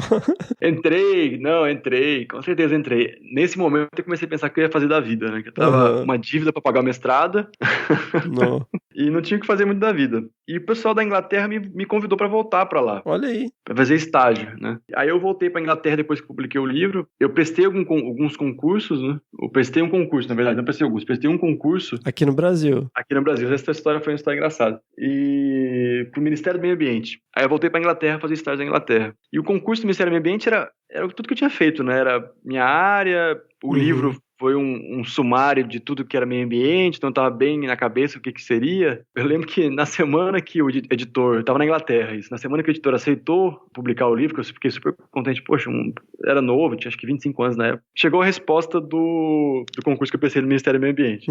A resposta era o seguinte: eu tinha quase gabaritado a prova de meio ambiente, que tinha peso 4, eu acho. Então, era biodiversidade, áreas protegidas, né? Então, eu estava entre os primeiros candidatos, né? Provavelmente eu seria aprovado no concurso. Aí teve a redação, né? A redação era para descrever como é que a gente tinha que salvar o meio ambiente. Na empolgação do livro, né, eu escrevi que a gente tinha que salvar o meio ambiente, unindo a questão de negócios, a questão de governo, com ONGs, fazer uma grande perspectiva diferente, colocar valor na natureza, esse tipo de coisa, né? E aí os caras me deram 2 na redação. 2 de quanto? 2 de 10. Caramba! 0 a 10 eu tirei 2. E era eliminatório? Eliminatório. Aí eu fui eliminado. Eu mandei uma mensagem pros caras do ministério, né? Falei, poxa, tá tão ruim assim a redação, né? Claro que tá, você fugiu do tema. A gente esperava uma resposta muito mais como comando e controle. Ai, cara, eu tenho antipatia disso porque é super subjetivo, né? Você interpreta um texto que o cara escreveu, você pode interpretar de maneira positiva, de maneira negativa, sei lá. Mas enfim, eu sei que eu fui eliminado da redação que eu não sabia escrever. Na mesma semana que o livro foi aprovado. Na mesma semana que seu livro foi aprovado para publicação. Sensacional. E aí não passei no concurso do Ministério do Meio Ambiente, graças a Deus. Tem essa questão. E aí na época que eu tava na Inglaterra, eu queria ficar lá, tava mais adaptado, pelo menos conseguia um pouco mais que 20 libras por mês para sobreviver. E aí eu fui atrás de alguém para me orientar pro doutorado. Falei, tava começando o Ciência Sem Fronteira no Brasil, naquela época do Ciência Sem Fronteira, quando existia, né?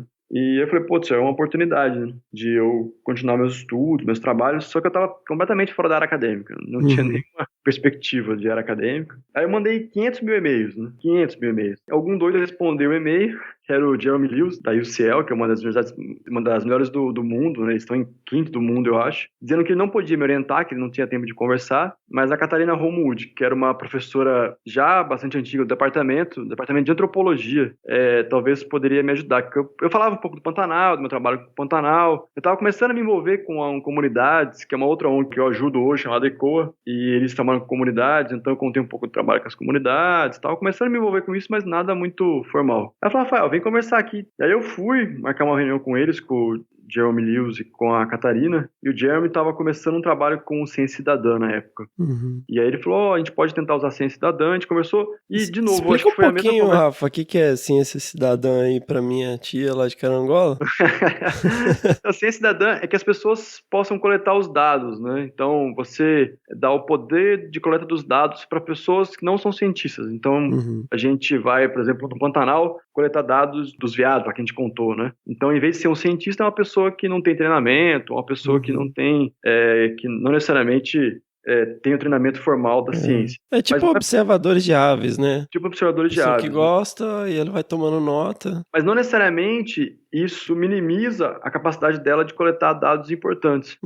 Dados que são validados cientificamente. Então, essa é a ciência cidadã. Você usar as pessoas para ajudarem na ciência. E é muito mais que coletar dados. Eu acho que a participação social que isso traz é fundamental. Acho que a divulgação científica que a gente está falando. Cria um vínculo, né? E nesse caso, eles chamam de ciência cidadã extrema. Eles estavam desenvolvendo isso lá na UCL. Comunidades locais não letradas que podem coletar dados sobre como é que a vida deles, como é que eles vivem, como é que eles usam os recursos. Então, essa que era a ideia do Jeremy Lewis, era que usasse essa coisa de ciência cidadã, de não cientistas coletarem dados, para comunidades tradicionais ou comunidades locais que não letrados. A ideia de desenvolver um software, né, para isso. Só que eu falei com a Catarina, achei excelente, a gente chegou em várias ideias, assim, foi muito legal a conversa que eu tive com ela. Eu saí de lá pensando, putz, é aqui que eu quero ficar, sabe? Aqui que eu gostei muito. O estágio tinha acabado nessa época, eu tinha ficado mais 3 meses, eu tinha que voltar pro Brasil e tava bem perdido em relação ao que fazer da vida, né? Você já estava vinculado ao doutorado ou não? Só foi uma conversa que eu tive com eles me aceitaram, né? Só que não tinha bolsa, não tinha nada. Eles me aceitaram pra fazer o doutorado, só que eu tinha que arranjar meu dinheiro pra fazer o doutorado. Aí nessa época mesmo eu apliquei pro CNPq, não foi aprovado o doutorado. O pessoal falou que não rolava, que não era muito bom o projeto. Caramba, velho. Eu tive mais negação. Eles não falaram que você não sabe escrever, não. Nessa época não falaram, mas talvez, não sei. Só foram um pouco mais sutil, vamos por assim. E aí eu peguei o projeto, reapliquei, né? Eu acho que essa coisa de cada coisa que você faz, 500 mil dão errado, né? Uhum. Não é... As coisas dão certo na vida, às vezes, muito mais por insistência do que por, sabe, tem que insistir, não tem jeito. Aí eu apliquei de novo, depois de um ano apliquei, quando saiu Sem Fronteira, e apliquei e deu certo, consegui a bolsa. E nessa época tinha voltado a namorar minha ex-namorada da época e não queria ir mais pra Inglaterra. Eu fiquei tão porque eu fui falar com ela, eu falei, não quero te falar, mas eu consegui uma bolsa pra ir pra Inglaterra, pra morar 4 anos lá. Hoje em dia é impensável, né? Mas na época eu fiquei muito triste de ter, porque a gente tinha voltado a namorar e ela foi super positiva. Hoje a gente casou até por causa disso, mas pelo apoio que ela me deu ao longo de todo esse percurso. Não só por isso, mas isso foi um dos grandes apoios que ela sempre me deu. Uhum. Aí eu voltei pra Inglaterra, nesse período eu fiquei trabalhando, fazendo coisa pro SP, coisa pra ECOA, né? Fazer alguns trabalhos, né? E eu voltei pra Inglaterra fazer o doutorado na Inglaterra. A gente ficou 1 ano lá. E a gente começou um trabalho muito diferente, que não tinha nesse trabalho. Então, um trabalho tentando trazer essa questão de conservação, de comunidades locais para conservação, usando essa ferramenta de ciência cidadã, né? Usando as ferramentas de participação social dentro da área de conservação. Isso foi muito bacana porque deu muita oportunidade. Então, por exemplo, já no primeiro ano do doutorado, no segundo ano, eu acho, eu ganhei o prêmio do Rolex por causa desse trabalho com o Ciência Cidadã. O que é o prêmio, Rafa? Conta um pouquinho para quem não está familiarizado. É um prêmio de eles chamam de, até vergonha, de jovens visionários, né? Não é que eu sou visionário. E aí eles aplicam para pessoas que estão fazendo coisas interessantes, né? E tinham menos de 30 anos, acho que na época. E aí eu apliquei meu projeto, fui passando das fases.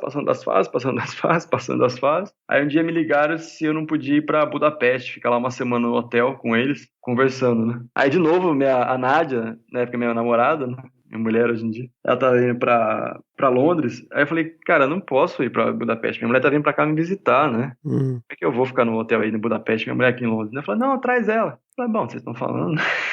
Olha aí, tipo, vem aqui pra Budapeste pra gente trocar uma ideia e traz sua esposa, tipo isso. Tipo isso, e na verdade, muito mais que isso, era ficar no hotel 5 estrelas em Budapeste. Então a gente ficou no hotel 5 estrelas lá, conversando uma semana, era um grupo de pessoas e tal, e foi super bacana, né? Aí eu passei nessa fase, só que na última fase eu não passei, né? Acho que no final não deu certo. Aí fiquei entre os finalistas lá, eles me deram um prêmio e tal. Te deram um Rolex? Não deram um Rolex, eu ganhei um prêmio em dinheiro. Eles me deram um Rolex, só que não deram. E aí depois eu ganhei da WWF, então fui ganhar alguns prêmios por causa de várias coisas, né? Uma da história do livro que tinha publicado, de divulgação científica, né? E também desse trabalho com as comunidades no Pantanal. Esses prêmios você aplica, né? Você aplicou para esses prêmios, né? Apliquei, você tem que aplicar, né? Você não tava lá sentado no albergue muito louco e alguém te ligou, né? Não, cara, de jeito nenhum. Não, você tem que aplicar e dá muito trabalho, você tem que conseguir carta de referência, né? Você tem que responder várias questões. O prêmio do Rolex foi o mais complexo que eu apliquei, demorou 6 meses de troca de e-mail, de responder, referência. O da WWF também, né? Eu ganhei mais um recurso para fazer o trabalho. Depois tem da Wildlife Conservation Network, WCN. Também, né? Então você aplica esses prêmios, tem que ir aplicando e tentando. E eu apliquei para vários outros que eu não consegui, né? Com certeza, tem muita coisa que eu não consegui. Mas tem que ir tentando. E aí o trabalho foi desenvolvendo super bacana, de maneira dentro do departamento de antropologia, né? Que eu fiquei fazendo meu doutorado. A gente começou a desenvolver vários trabalhos, tentando entender como que as comunidades se organizam. E por uma grande coincidência, né? As comunidades do Pantanal, elas têm uma maneira de se organizar bastante única, não única, mas é diferente do que se tinha estudado anteriormente. O que você chama de comunidade lá no Pantanal? É uma boa questão. No caso do Pantanal, a gente chama de comunidades um grupo de pessoas que moram mais ou menos perto, né? Então não é uma vila, no Pantanal não existe essa questão de vilas, né? Não é igual na Amazônia, que tem vilas grandes que todo mundo mora junto, mas uma comunidade seria um grupo de 25 famílias que moram mais ou menos perto e tem alguma relação. Então essas são as comunidades que a gente trabalha no Pantanal. Eu comecei a trabalhar com eles faz uns 5 anos, né? Tentando entender como é que eles se organizam, como é que usam recurso e se é sustentável ou não a pesca que eles fazem na região. Esse que é o nosso principal trabalho. E aí você ficou com um pé em Londres e um pé no Pantanal. Um pé em Londres e um pé no Pantanal. Então eu morei bastante tempo com eles, morei 6 meses, não, quase 1 ano, e voltava, ficava 1 mês lá, depois voltava para Londres, né? Então você ficava lá numa comunidade, no Pantanal, morei, convivendo com eles no dia a dia. Foi uma grande aventura ali, Então, a primeira noite que eu fiquei na comunidade, que eu também nunca tinha ficado numa comunidade, né? Sempre trabalhava com campo. Então, a primeira noite que eu fiquei lá, eu fiquei dormindo na casa de um ribeirinho, e lá é uma região que tem muita onça. E aí eu tava da cama dormindo e de repente passou o gado atrás da casa, com a onça atrás do gado. Meu Deus do céu, cara. E aí eu me cobri com meu lençol. Falei, pô... É que obviamente é a melhor proteção contra a onça. E a casa é uma casa de madeirinha. E aí a casa meio chacoalhando. Tava ventando muito aquela noite. Casa de madeirinha, chacoalhando muito. A porta da casa abriu, cara. Nossa. Que medo, cara, que medo. Aí eu me cobri e me fechei a cabeça. Eu falei, pô, pelo menos não deixa acontecer. Mas como é que foi? Você chegou lá e falou, posso ficar aí uns 6 meses com vocês? Como é que Isso é super importante, Fê. A gente chama de gatekeepers, né? Que são pessoas que você se conecta para poder se adentrar na comunidade. Então, por exemplo, a ECOA, né? Que a gente ajuda o pessoal, trabalha a comunidade fazia 20 anos, né? E aí eles me levaram para a comunidade, o presidente da gestão me apresentou para a comunidade, me apresentei meu trabalho, né? E tudo isso foi fundamental para que eles me aceitassem ficar na comunidade. E tinha um conflito lá anterior com as áreas protegidas, né? Então tinha toda como é que eu falo? Tinha todo um conflito, um ambiente ruim ainda, né? Com pesquisadores de fora. Então é fundamental que alguém me levou lá, me apresentou, me falou que meu trabalho era sério e tal. Isso me deu a oportunidade de falar com as comunidades, né? De maneira mais aberta. Sempre é importante ter alguém que te apresente, te leve ali pra falar com as comunidades. E aí, como é que era o seu cotidiano, assim, depois de 1 mês lá? Tipo assim, você acordava de manhã, como é que era? Então, é engraçado. Você tomava tereré com água do Curisco? Cara, pior, cara. Nossa, era tenso lá. A vida dos caras é difícil, né? Eu lembro que alguém me levou lá, o piloteiro, falou assim, mas Rafael, como é assim, cara? Você faz que você fica aí na comunidade ficando pescando com o povo, né? Faz nada, só pesca, né? E era basicamente isso meu dia a dia. Então eu acordava de manhã, tomava tereré com eles, aí saía pra pescar com eles, né? Um com um ou com o outro, ou ia pegar mandioca, ou ia fazer entrevista, né? Alguns deles estavam usando celulares, né? Então, para marcar o ponto onde eles estavam indo. Então, eu ia ensinar eles a usar os celulares, ia sair com um, sair com outro, mas basicamente meu dia a dia era pescar com os caras. Então, você ficou 6 meses pescando no Pantanal. Recebendo bolsa do governo para isso, né? Cara, não fala isso na situação que a gente tá. Não, mas é fundamental, porque você tem que ter esse conhecimento hoje, né? Claro. Assim, esse período que eu fiquei com as pessoas, de pescar com as comunidades, entender a realidade deles, né? Eu fico muito feliz, elevou a ciência do Pantanal, o conhecimento que a gente tem sobre o Pantanal, sobre os mecanismos, num outro nível. Hoje a gente entende o Pantanal e a ciência do Pantanal é reconhecida em vários lugares, né? Isso simplesmente porque eu tive a oportunidade de fazer o doutorado na Inglaterra com outras, ou o doutorado que desse essa oportunidade. Tem toda a razão, tem que pontuar isso. Mas é que assim, depois também que você teve essa... Né, quando você realmente começou a utilizar essas informações, você saiu metendo o pé na porta, né? Você saiu publicando um monte de artigo em revistas importantes. A gente publicou bastante coisa. E depois que eu fiquei no Pantanal e vivenciando o dia a dia e tendo essa oportunidade de vivenciar o dia a dia, a gente começou a descobrir coisas que as pessoas não sabiam, né? Os artigos foram consequências de que antes não tinha nenhum estudo sobre isso, né? É que, na verdade, existia um certo... Não sei se a gente pode chamar de preconceito, mas um conceito que você praticamente trouxe uma mudança de paradigma, né? Tudo que se acreditava em termos de cooperação entre essas comunidades, você questionou, né? Eu tive muita sorte de estar no lugar certo na hora certa. Acho que esse é o grande ponto, né? E, de novo, abraçar a causa, né? Tinha um pesquisador na Inglaterra que começava a falar que algumas comunidades funcionavam de maneira diferente, pesquisador dos Estados Unidos, né? E ele é muito criticado. E aí, em vez de criticar ele com todo mundo, eu comecei a tentar ler um pouco o que ele estava falando. De maneira diferente no sentido de ser mais cooperativa. Mais cooperativa, mas sem regras. Então, a teoria que se tinha, né, é que as comunidades só funcionavam com regras muito claras, né? E aí o que ele falava é que em algumas comunidades essas regras não eram tão claras. E mesmo assim era sustentável. Então esse era o grande pulo do gato. E isso desafiava o Prêmio Nobel de Economia de 2009, que é Elinor Ostrom.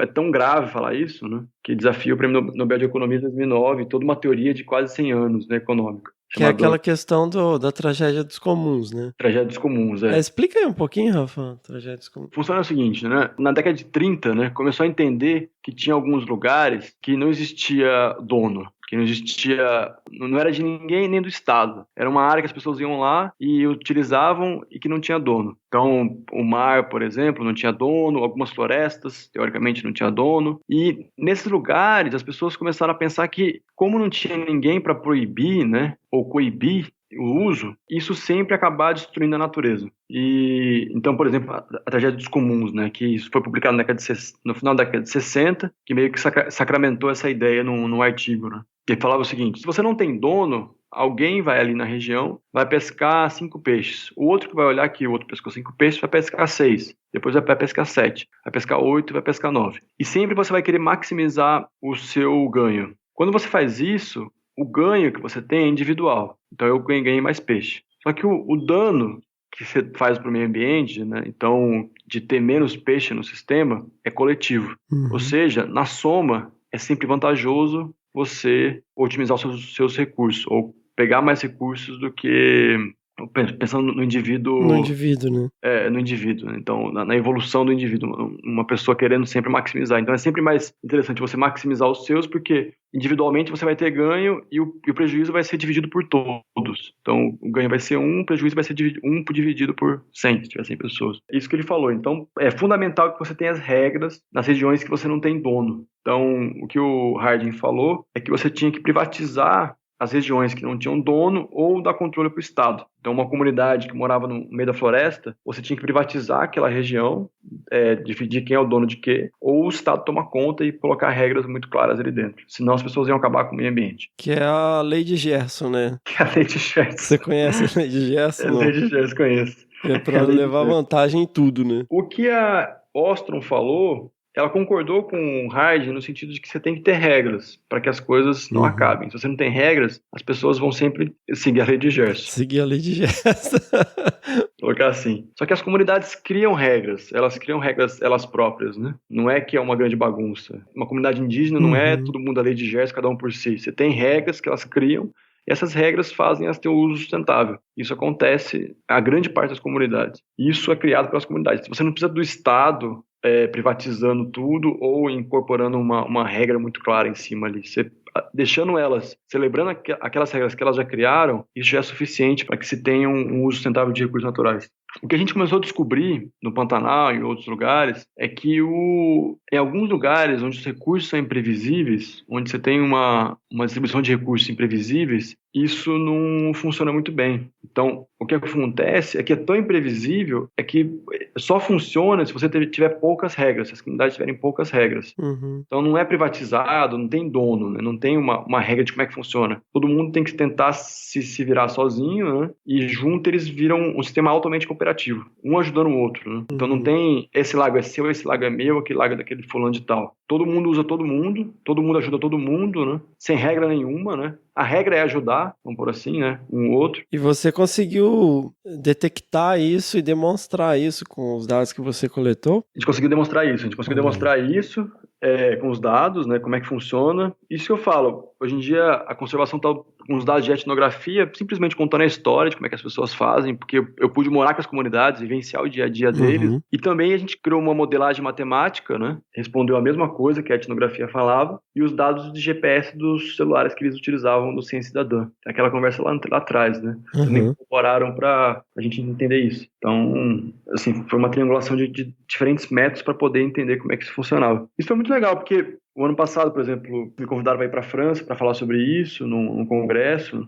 Fiquei lá uma semana falando sobre isso, sobre o que a gente está descobrindo. Depois eu fui para os Estados Unidos também falar sobre isso, discutir melhor sobre esses temas, como é que funcionava esse sistema no Pantanal e como é que isso poderia melhorar políticas públicas. Depois eu fui para a Colômbia, falar sobre isso também no congresso.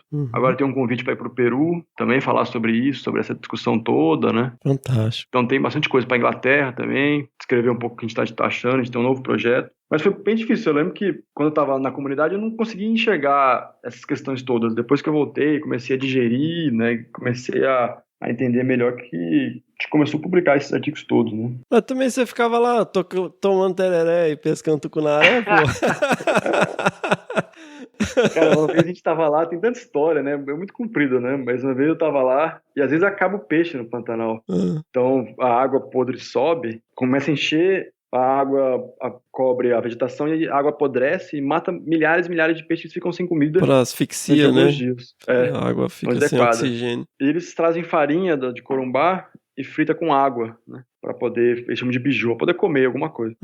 E aí eu fui comer esse biju nessa época e dei uma mastigada no negócio, deu uma, sabe, uma azedada na boca, uma amarrada.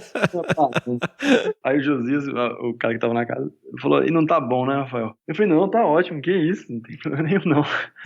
E aí ele falou, não, pode falar que não tá bom. Aí eu falei, não, mas tá bom. Ele falou, não, mas pode falar, Rafael, porque eu tava vindo com a farinha lá de corumbá e vazou combustível do tanque, aí morreu.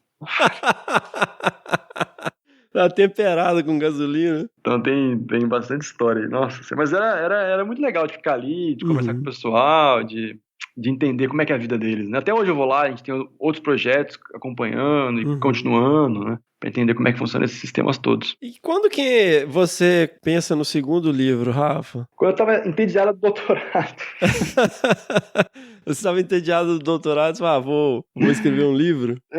Basicamente, mais ou menos. O editor tinha me convidado para escrever outro livro, porque ele tinha ganhado muito dinheiro com o primeiro livro. Olha aí, pra quem não sabe escrever, até que saiu bem.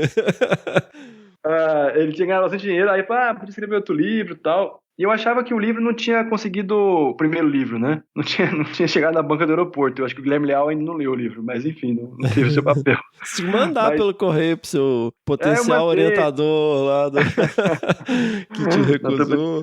Mas eu achava que talvez contar a história seria mais interessante, sabe? Pegar a história de alguém e contar uma história a partir de uma pessoa. Eu tinha essa ideia, e eu fui discutindo com o editor, ele achava que tinha uma ideia, talvez seria interessante. E aí eu resolvi escrever isso, a gente discutiu e eu tava tão uma hora do doutorado cansa na vida. Eu acho que, nossa, eu tava querendo matar todo mundo, não tinha nenhum pingo mais de saco de doutorado. E aí eu acordava de país, eu não podia pegar muito tempo de doutorado, eu tinha que mandar relatório para minha orientadora, tinha que escrever as coisas, tabular os dados. Então eu acordava de madrugada, tipo 6 da manhã, escrevia até as 9. 6 da manhã não é de madrugada, né, Rafa? Pô, isso é uma terça-feira qualquer. É verdade. Eu acordava de madrugada. Aí começava a escrever às 6 da manhã. Acordava às 5, começava a escrever às 6 da manhã, vamos por assim. E acordava cedinho. E aí escrevia às 6 até às 9h30, todo dia um pouquinho, junto com o meu professor de redação, né? O Ismael, de novo, me ajudou bastante a escrever o segundo livro. E foi super legal. Aí publicou. Nesse caso ele não cobrou nada, o editor, que achava que ia ganhar dinheiro. Só que não vendeu tanto quanto o primeiro. Mas foi super legal. Tem várias histórias, assim, acho que isso conta que minha mãe tinha uma colega que o filho, que ela pegou o livro e deu pro filho dela, que trabalhava na Monsanto, né? Que é uma empresa de produção de grãos, que causa, vamos por assim, bastante impacto no meio ambiente. E depois que ele leu o livro, ele largou o emprego, segundo a história que contam. Largou o emprego e começou a dar consultoria sobre como é que as pessoas poderiam ter uma produção mais sustentável. Que massa, cara. Nossa, sensacional. Então eu falei, pô, só isso já valeu a pena ter escrito o livro. Só aí já valeu a pena mesmo. Menos um, né? Tava falando no canal outro dia, quanto lugar que eu fui pra falar sobre o livro, foi tão bacana, de escola, primária, até asilo de velhinhos, para falar sobre meio ambiente. Isso, acho que o livro foi só um subterfúgio para poder falar mais sobre meio ambiente em diversos outros ambientes. Sensacional. E aí você fecha o seu doutorado? Eu fechei doutorado e hoje comecei a continuar essa pesquisa na área, né? Com as comunidades do Pantanal, tentando publicar. Hoje, tentando? Tem mais alguma coisa pra você publicar? Todo mês você publica um artigo? Tem bastante coisa pra fazer ainda. A gente estava no Pantanal agora, o pessoal de Cambridge, né? A gente tem um projeto junto que a gente aprovou, IP e Cambridge, para uma parceria que a gente tem com eles. O Fê conheceu o Mark. E essa coisa de comportamento humano, como é que a gente consegue alinhar isso. E vai tocando a vida, né? Acho que às vezes cansa, dá uma revolução de novo na vida, muda pra lá, muda pra cá. Mas sensacional, não pode parar. Sensacional. Pô, Rafa, a gente, né, fala que a gente poderia ficar mais horas aqui, mas a gente acaba ficando um pouquinho limitado. Não, que Cara... isso. Já tá quase 2 horas aí conversando. Não. Tá cansado de ouvir. Cara, eu queria te agradecer muito, Rafa, agradecer muito mesmo. Você sabe, eu acho muito importante também, né? Eu queria enfatizar aqui, gente, o tanto de porta na cara que você tomou, né, cara? E tá aí, um cara super de bem com a vida, super de boa, produzindo pra caramba, viajando o mundo com super reconhecimento do seu trabalho, né? Chegou em Campo Grande pra dormir com fantasma, dormir num albergue muito louco. E hoje tá aí, sabe? Pô, um cara super do bem aí, não tem nem o que falar, pô, tá aí, né? Mostrando a que veio o tempo todo e sempre com um sorriso no rosto, né, Rafa? Tem que ter, cara. A gente tem tanta... Acho que as comunidades do Pantanal me ensinaram muito isso, sabe? A gente tá até tentando entender por que eles ri tanto. Ai, sensacional. Cara, é muita desgraça que eles têm ali. Não desgraça, mas a vida é muito difícil. Ao mesmo tempo, eles estão rindo o tempo todo, né? Isso acho que é um grande ensinamento. Se você não ri das dificuldades da vida, né? Acho que a vida fica muito chata. Depois você morre e acabou e não tem graça nenhuma. Então tem que... Cara, parabéns pelo podcast, Fê. Isso é muito legal, cara. É muito, muito bacana e parabéns pelo empenho. Isso aqui é difícil. E você passa por um monte de... Não é fácil, não. Não, eu sei mesmo, mas tá valendo, tá valendo. A causa é boa. Se a gente conseguir inspirar pelo menos uma pessoa, já valeu a pena. Já vale a pena. Quem sabe a gente tira mais gente da Monsanto. Ai. Ô, Rafa, mas faz seu jabá aqui, cara. Quem quiser encontrar seus livros, conhecer mais sobre o seu trabalho aí. Não, então, quem quiser, eu convido todo mundo para ir Pantanal. A Simone do IP fica brava comigo. Todo mundo eu convido para ir Pantanal. Mas, então, quem quiser trabalhar no Pantanal, tá super aberto. A gente tem uma base de pesquisa lá, tá sempre convidando pessoas para entender como é que funciona a região, para entender como é que as coisas funcionam. É um ambiente super não pesquisado e precisa de cada vez mais pessoas interessadas para ir para lá. A parte de divulgação científica, os livros estão aí, acho que tem em todas as editoras, Saraiva, Cultura. Na Amazon pode comprar. Tem na Amazon também? Sensacional. Tem Kindle, Rafa, ou não? Tem Kindle também. Olha aí, que moderno. Eu não tenho audiobook, sou meio gago, então eu não quiseram colocar. Mas tem Kindle e tá aí. Então quem quiser entrar em contato comigo também, tô super acessível para conversar e para pensar em coisas diferentes. O que vale a pena é fazer coisas diferentes. Se não fizer coisa diferente, a vida fica muito sem graça. Sensacional. Beleza? Obrigado pela oportunidade de conversar aí de novo, Fê. Valeu, Obrigadão, cara. Rafa. Um abraço, cara. Um abraço, amigo. Tchau, tchau.